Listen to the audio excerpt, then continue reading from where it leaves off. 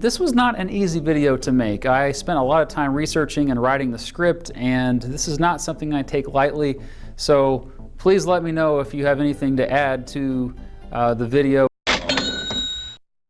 If you're unaware of who Mr. Beat is, I'm Mr. Beat. He is a grade 7 history teacher by day and a talented, successful YouTuber by night. He is also a musician, but I'm sorry ladies, he's taken. And has 2 kids. So the other night I was chilling on my throne, enjoying Mr. Beat's comparison series, where he takes stats and compares city to city, or state to state, and even sometimes country to country. As I finished another one of his videos, YouTube recommended something that shocked me.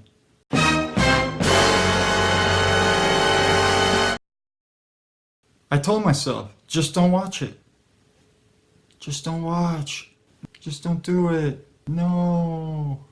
If you're a sane person, you might be wondering right now why I had such a strong reaction to it right off the bat. Well, let me tell you. I come from a family of educators, and I have friends in the field as well. And in my personal experience, they have had little knowledge on the subject of Judaism or even Israel. Because they are professional educators, some tend to act like they know more than they do, and it usually hasn't ended well for them. Let me give you an example of this that just happened a few months ago. He began by saying, a coworker came up to me today and asked me what I thought about what was going on in Israel. I told her it was the only Jewish state. Well, she just kept at it, so I told her again. It's the only Jewish state. He had said this with a massive tone of arrogance and self-righteousness, like he was convinced he had just won some massive debate. Well, that triggered me a bit, so I just came out and said, "You sound brainwashed, bro." Naturally, he didn't like this and he got in a defensive stance. Me? Brainwashed? I mean, you have to understand, he just told us this story in a braggy tone and was probably expecting praises from us. But instead, I come right out of the gate and say, "You brainwashed, bro." So from there, he attempted to explain his stance and why it was relevant. I can't really recall what he said, but I do remember thinking it was childish politics. Like arguments you picture a 10-year-old mistakenly making. As he was talking, I cut him off and said, "So by your logic then, you can't criticize the Nazis because Germany was the only German state." A couple later, "Well, those people down there can do whatever they want," meaning the Israelis, of course. So I just simply replied, "So you believe if you're a Jew, you can do whatever you want? Tell me again how you're not brainwashed?" Then a friend stepped in and told us to change the subject, which we were more than happy to do because we weren't there for a heavy discussion on politics. And that, folks, was my last experience with somebody in the educational field on this topic matter. So when I see an elementary teacher that I like and respect take on a video like this, sirens go off.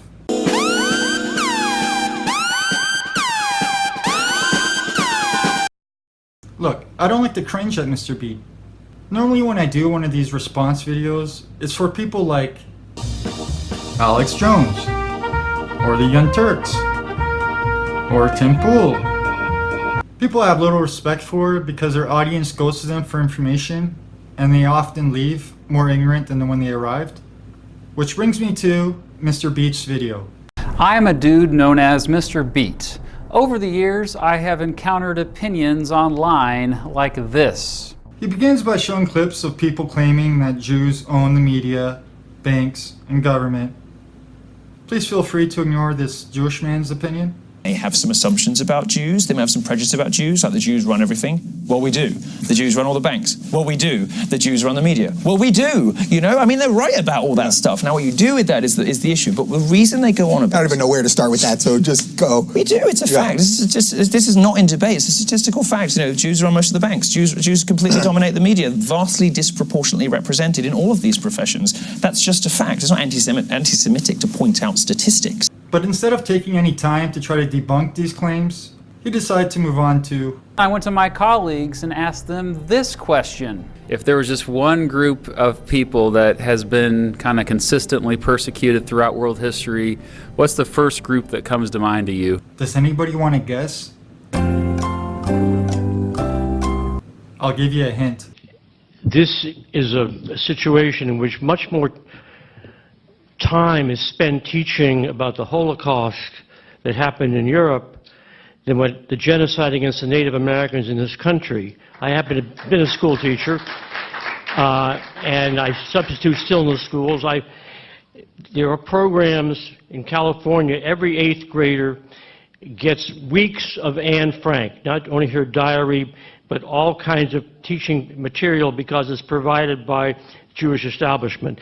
Then in the 9th grade, they all read Elie Wiesel, his book, The Night. This is in English, and then in history it's even more, and yet in the California curriculum, teachers are obliged to teach more about the Holocaust and a particular line than they are about the genocide of Native Americans. In the area where I lived, it took place in California. Also, the 400 years of slavery. The Jewish population. Jewish people. The first group I probably think of with that would be the Jewish people. If you guessed right, go ahead and give yourself a big pat on the back.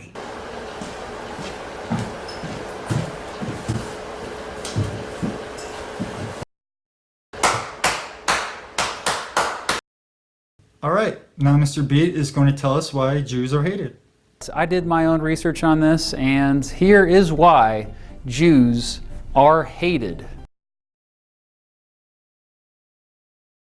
Before we look at why people hate Jews, also known as anti-Semitism, how dare you? We need to define Jew. He goes on to give the dictionary definition of a Jew, along with a brief history lesson and some good examples of Jewish persecution. In the year 399, a law saying Jews couldn't marry Christians. In 439, a law saying Jews couldn't hold positions in government. In 531, a law saying they couldn't appear as witnesses against Christians in court. I would like to take a moment to touch on these. As for the first one, Jews couldn't marry Christians. To be fair, To be fair. Well, to be fair. it's very likely that Jews themselves pushed for that law. A person cannot marry a non-Jew because the Jewish people are the chosen nation.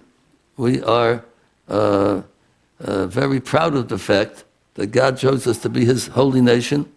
We're very special. Just to clarify, God chose us. So we have to keep our holiness and keep our Jewishness and not to intermarry and lose it. Therefore, we cannot intermarry because we are marrying out of the chosen people ranks that we are. now as for these other two disgusting and disturbing laws, make no mistake, these laws are disgusting, small-minded, and full of bigotry. Really makes you wonder what kind of people could come up with such things. Zohar, Vishla, 177b. That the Jewish nation is the only nation selected by God, while all the remaining ones are contemptible and hateful. That all property of other nations belongs to the Jewish nation, which consequently is entitled to seize upon it without any scruples. An Orthodox Jew is not bound to observe principles of morality towards people of other tribes. He may act contrary to morality, if profitable to himself or to Jews in general. A Jew may rob a goy. He may cheat him over a bill, which should not be perceived by him, otherwise the name of God would become dishonored. Okay. You can call that one a cheap shot or low-bearing fruit, but you gotta admit, the irony is comical. Moving on. The Catholic Church did not allow Jews to own land, so Jews couldn't build up wealth through property. However, the Church also didn't let Christians loan money for profit. Jews could, so they often turned to moneylending to build up wealth. Due to the fact that nearly every moneylender happened to be Jewish, blatant anti-Semitism. This ended up creating a stereotype that Jews were greedy. I mean, people who loan money and charge interest throughout history have rarely been seen in a positive light, am I right? I could think of a reason why some people today might think of them as greedy. He continues to bash Christians in a video called "Why Do People Hate Jews?"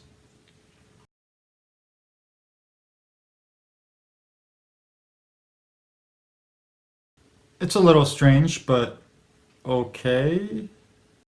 And yes, of course, some Christians have committed some horrific acts. Tens of thousands of Jews were burned alive after being blamed for causing the plague. But did you know that the majority of Jewish holidays are all about the slaughter of Gentiles? The Talmud says that it is one of the greatest things. Revenge is great. Almost every one of the Psalms mentions revenge in one way or another. Usually people recite Psalms for the sick. In all of the Psalms there are maybe 2 verses about the sick. About revenge there are hundreds of verses. He does bring up Martin Luther. In 1543, Martin Luther, who gets credit for starting the Protestant Reformation, wrote a pamphlet called On the Jews and Their Lies. In it, he claimed Jews thirsted for Christian blood, and he actually encouraged the killing of Jews. Wow. Does it feel like he left something important out to anyone? Anyone? Look, of course I'm disturbed by Martin Luther's condolence of killing Jews. But it's common knowledge to anyone that studied Martin Luther even a little bit that he turned into a massive anti-Semite only after reading Jewish scripture. It's really unbelievable that Mr. Beat wouldn't have known this. Could it possibly be true that Mr. Beat is trying to manipulate me in an untruthful manner? Then there is probably the most famous and horrifying genocide in world history, the Holocaust, during Adolf Hitler's reign of terror. The most famous and horrifying genocide in world history, the Holocaust. I'm not going to touch on this very much, except that the rounding up of people solely based on their ethnicity or religion is completely horrific. Okay. Which seems to have been common practice at the time, by the way. And let us not forget that around 60 million people died during World War II. 60 million. It's almost as if a small percentage of those poor victims are trying to make it all about them. For profit? In the next part of his video, he gives a brief history lesson of how Israel came to be. And overall, I find it pretty fair. Honest. In 1917, in the Balfour Declaration, Great Britain announced it was establishing a, quote, national home for the Jewish people in Palestine, an area Britain now controlled after the fall of the Ottoman Empire in World War I. At the time, only about 4% of Palestine was Jewish. As more and more Jews moved to Palestine in the 1920s and 1930s, resentment grew among the local Arabs in Palestine, who grew to hate Zionism as a threat to their homeland. Boy, have they been proven wrong. You could say Zionism entered the mainstream after people found out how the Nazis had treated the Jews before and during World War II. You could also say that the 1946 bombing of the King David's Hotel got them into the mainstream, as it was intended. The UN proposed 2 states in Palestine, an Arab one and a Jewish one. At the time, Jews made up only 1/3 of the population of Palestine and owned only 6% of the land. However, the UN's 2-state solution called for 55% of the land area for the Jewish state. On May 14, 1948, leaders announced the creation of the State of Israel, which immediately caused a war with neighboring Arab countries. Israel held back those Arab forces, but it ended up causing more than 700,000 Palestinian Arabs to flee their homeland. Why do I bring up modern Israel? Well, while much of the anti-Semitism that exists today has its roots in the Middle Ages, a lot of it boiled over with the creation of Israel. Me and my 700 IQ boomer brain cannot figure out for the life of me what anti-Semitism boiled over with the creation of Israel means?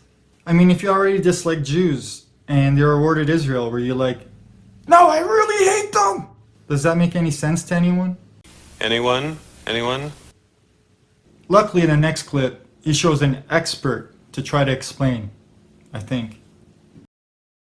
You have as well a new form of anti-Semitism that is closely linked with anti-Zionism and hostility towards Israel. There is legitimate criticism of the policies of Israel, but there is a fine line that some people cross very easily between criticism of Israel and anti-Semitism.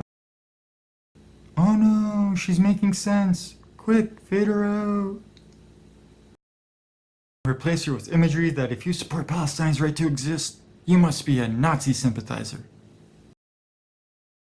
In other words, some claim the creation of Israel and how the Israeli government has treated Palestinians and other Arabs ever since has also caused a new wave of anti-Semitism. In other words, according to Mr. Beat, if you're upset that your tax dollars are going towards an apartheid state with Jewish-only roads, Jewish-only towns, Jewish-only districts, complete different set of rules, whose borders have never stopped growing, who bond their neighbors with immunity, who have even used white phosphorus in public neighborhoods. I've never received any sanctions, who are a freaking rogue nuclear state.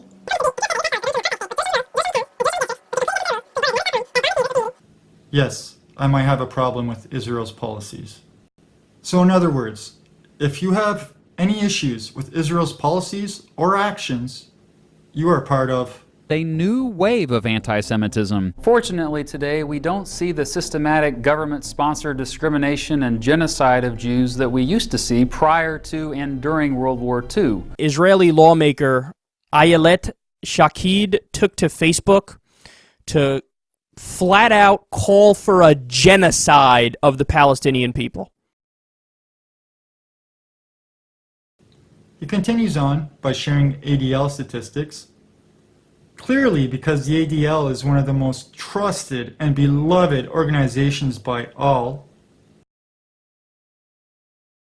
When people today blame the Jews for the world's problems and say they secretly control everything, these are just old traditions passed down and taught to them. They are, frankly, unoriginal. You know what else is completely unoriginal? Using the impossibility trope that Jews own everything to belittle the mass influence and wealth some have gained. I'll tell you what else is unoriginal. People like Mr. Beat, who completely ignore facts and evidence that they don't like. עכשיו, הגויים אשם, כן? אלוקים עשה אותם בשביל שיעשו פה... בשביל לשרת את היהודים. כל הגויים שאתה רואה שיש בעולם, המיליארדים האלה, הם הכל רק בשביל שהיהודים יהיה להם איזה תועלת. עכשיו, אנחנו לא רואים את זה, אנחנו לא יודעים בדיוק. שנייה, כן, היות ואנחנו בגלות, אז אוטומטי עדיין הם עוד לא משרתים אותנו לגמרי, רק חלקית. כל אחד יהיה לו, כשמשיח יבוא, אז כל אחד יהיה לו אלפים עבדים, 2,800 עבדים. בינתיים, המשיח לא כאן, אז איך הם משרתים אותנו? הם בונים לנו רכבים, בסדר, לא יודעים. דירות, בניינים. למי הם בונים את זה? לנו. משרתים את היהודים. As you watch this video right now, there are fathers somewhere in the world teaching their sons to hate Jews at this very moment. Yep, that's probably unfortunately true. And what do you think these kids are taught? כשאתם נמצאים על הטנק, אתם מדמיינים משהו? הם כאילו במלחמה ויורים על הטנק ומנסים לפגוע בי. מה הדמיין? שאני הורגת אנשים. ערבים. אני מדמיין שכל פעם אני רואה מולי ערבי מת, זה ממש שמח אותי כבר יותר. לטנק, יורה בכולם, טק טק טק טק, הורגת את כולם? איך הרגש? הרגשתי מאושרת. כמה אנשים אתה חושב שאתה תצליח להרוג שתהיה חייל? 85. איפה בצבא היית רוצה לשרת? בצפון, בשטחים, בעזה, ביהודה ושומרון? לבנון, הייתי הכי רוצה בלבנון. איפה היית רוצה להילחם? בעזה. אבל עכשיו החזרנו את לבנון, אז אין לנו מלחמה בלבנון. לא נורא, נחזיר אותם לשם עוד פעם. אתה מקווה שעד שאתה תהיה חייל, תהיה לנו מלחמה כבר עם לבנון עוד פעם? כן. The sad truth is, there are people on every side, and I mean every side, that will discriminate against people solely based on ethnicity or religion. I mean, but what is an atheist? I don't really get into that. You know, when I've talked to people all the time, I'm an atheist. I just walk away. I don't know what to say to you. There are people walking our modern streets that don't even know they're racist. You don't even know anything about me. You literally just see, white. You claim I'm white and that you assume all these things about me. That's racist. Do you realize you're a racist? It's not possible. How is it not possible? I can't be racist against white people. Well, Racism is literally the suppression of a minority Are you group. judging me because I'm white? Yeah. Why? I don't like white males. Why? So that's not racist? That's the definition of racist. This is hilarious. Thank you so much for this YouTube You're a duel. misogynist pig. How so? Because you're a white male. Pretty disturbing, yes. Anti-Semitism, unfortunately, persists. And it's up to us to make it a thing of the past. And that's the gif of his video. I don't know if you could tell, but I didn't like it. I know I was taking a bit of a risk making a video like this. In fact, I think it's so bad that it raises anti-Semitism in people's minds. And chances are you will see below this very video anti-Semitic comments. Go ahead and check it out. I'm sure they are there. Could it have anything to do with the title? And spending the majority of the time demonizing Christians, while constantly portraying Jews as victims incapable of crime. We know the history now, but why does anti-Semitism persist? Are we just supposed to ignore the elephant in the synagogue? Look, I come from the incredibly unpopular opinion that we're all just individuals sharing this rock. And just because it's scripture, it doesn't mean that every follower of that faith believes in it. With that said, how can you title a video, "Why do people hate Jews?" and not once mention anything Judaism related? That's equivalent to making a video called, "Why do people hate the KKK?" and not once bringing up racism. In fact, Mr. Beat reached so far that I can't believe he brought up Alfred Dreyfus. In 1894, in what became known as the Dreyfus Affair, authorities accused a Jewish French army captain named Alfred Dreyfus of selling military secrets to the Germans. After evidence proved his innocence, anti-Semitic French authorities covered that up so he would be found guilty anyway. I actually covered this story in my very first response video years ago. Who are you? You are the nation of Alfred Dreyfus. Who are you? Oh, I can't believe this idiot went there. He is really stretching. Alright, so a little background on Alfred Dreyfus. He was an artillery officer for the French army who on January 5th, 1895 was arrested and convicted for sharing artillery secrets with the Germans. There was strong support for Dreyfus, calling the government anti-Semitism. So they performed another trial, and again, in 1899 he was convicted, found guilty. But again, the president fell under the pressure of being called anti-Semitism. So Émile Loubet, in the same year of 1899, gave him a pardon that he accepted. Now, if this guy wants to call that an injustice, I got a few stats here I'd like to share with you. 40% of the male Palestinian has been imprisoned by Israel at one point. Over 100,000 Palestinians have been held in administrative detention. So in short, a Jewish man may have been wrongly imprisoned over 100 years ago that is used as evidence of anti-Semitism, while they're literally throwing children and men in prisons with no due process. Hey, I don't want to see any comments saying that the quality of my videos hasn't improved in years. I already know, alright? However, hop online and you will still see lots of hatred of Jews. There are lots of anti-Semitic groups that still exist around the world. I'm not saying it's not true, but I have no idea who he's referring to. Either way, I highly doubt these groups have 1/10 the power and influence some others have. A conspiracy by rabbis to take over the world. It's funny that he thinks it's a conspiracy. A conspiracy by rabbis to take over the world. There's someone who said, This was not an easy video to make. I spent a lot of time researching. It's no secret it's Jewish scripture and prophecy. All you had to do was ask an evangelical. It is time for America to consider a military preemptive strike against Iran. They're fully on board. Donald Trump is going to war for Israel. For Israel. The most incredible things are happening. And on that note, let me know if you agree with me that videos like his perpetuates anti-Semitism, because it refuses to acknowledge real problems and concerns that people may have. I mean, isn't open dialogue the key to avoiding people marching the streets with torches?